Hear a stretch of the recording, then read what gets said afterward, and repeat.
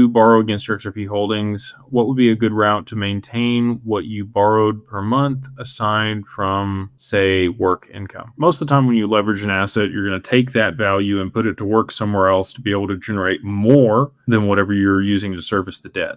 So as an example, you buy a rental property, okay, and you rent that property out, right? But you might have a note on it. You put a down payment on it. Let's say, we're just going to go easy math here.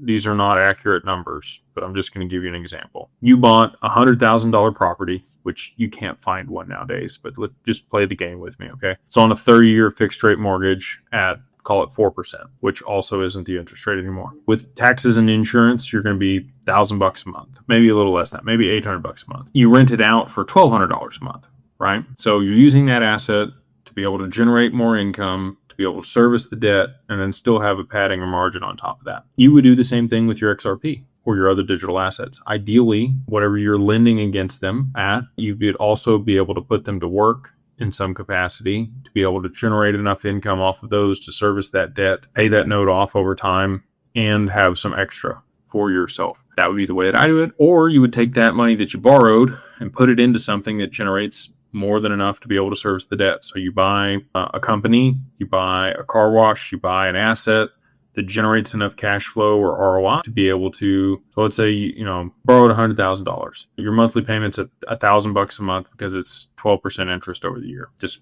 again, not perfect, but play the game with me. And then you take that $100,000 and you go put it in something that generates 20% a year. Maybe you put it in a private credit fund that pays 15%. Okay. You're going to get a monthly distribution or a quarterly distribution out of that credit fund. You're going to take whatever you need to service the debt, and then you keep the spread. So you're going to make an extra 3% because you borrowed at 12 and you're making 15, right? That's the way that I see a lot of people are going to be able to, borrow against it, service the debt, and have some extra income. If you do it against a life